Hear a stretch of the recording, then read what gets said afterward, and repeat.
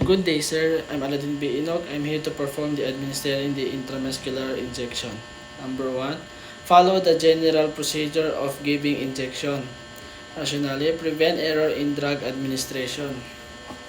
A. Assist the medication record used in your facility. To identify whenever any medication is to be given to an individual client. B. Check the medication list against the physician using the right in drug administration. To ensure and prevent the medication error. C. Review information regarding the medication. Knowledge on the drugs medicine to be used can help healthcare provider to be more. D.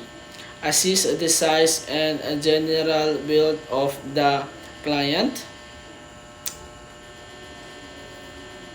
To choose the correct size of needle for the injection. Assist the status of the client.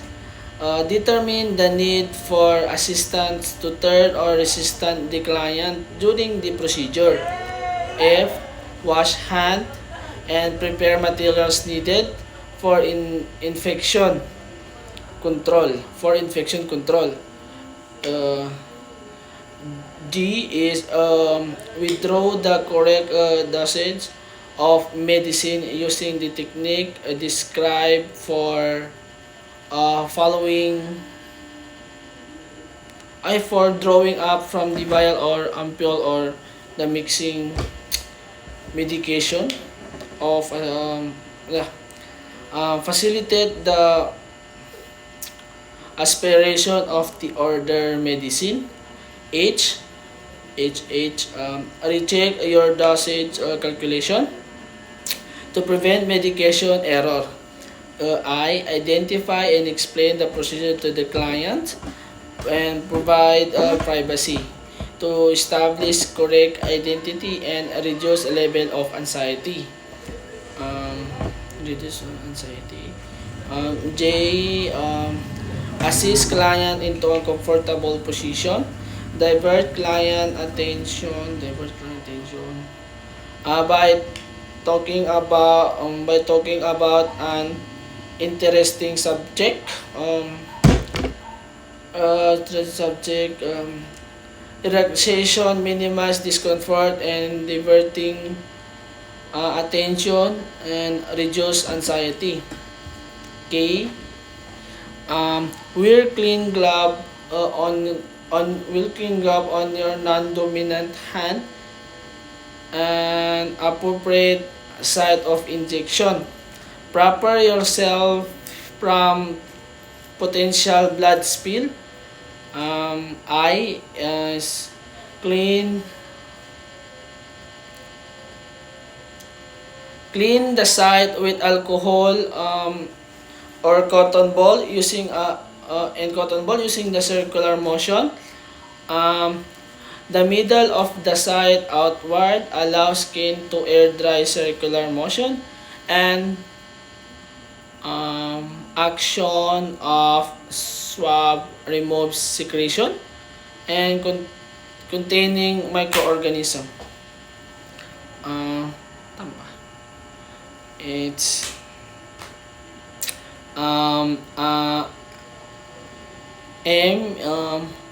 holding a clean dry cotton ball between fingers of non-dominant hand. Pull the cup from the needle and touching only the cup. Dry cotton balls remain accessible during procedure. Prevent contamination of needle. Number 1 is Using the non-dominant hand, grabs a skin or pinch the generous tissue firmly of thin or emaciated client. Needle penetrates tight skin easier than loose skin. Inject a needle quickly and firmly at 80. 80. 90 angle quick injection. Minimize discomfort.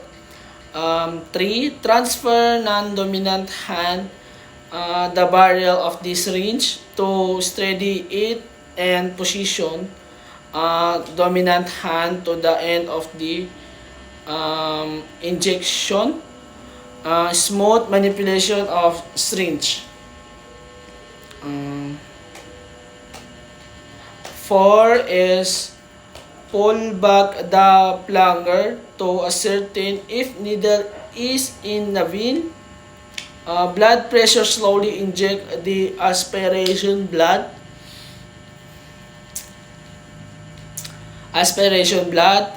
Intravenous is inject. Vein may be injured. Medication. Number 5 is quickly withdraw the needle and applying pressure with the cotton ball stimulate circulation and improve drug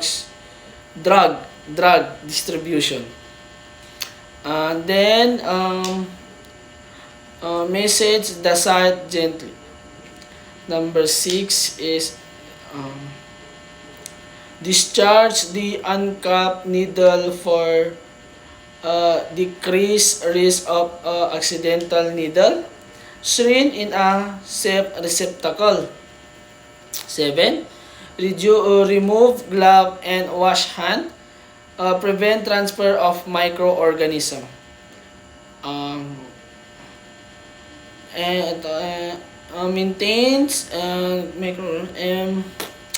Maintains continuity of care. 8.